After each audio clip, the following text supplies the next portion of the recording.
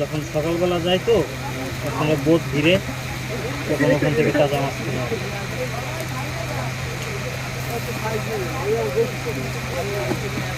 আর কম টাকার মাছ কিনতে পারবে, কম টাকা বিক্রি করা যায়।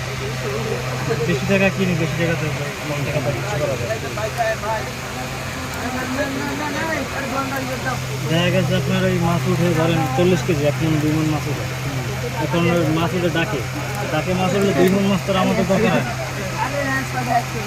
ডাকে কিনতে পারলে দেখা যায় যে মাছের দামটা একটু কমানো যায়, কমভাবে কেনা যায়।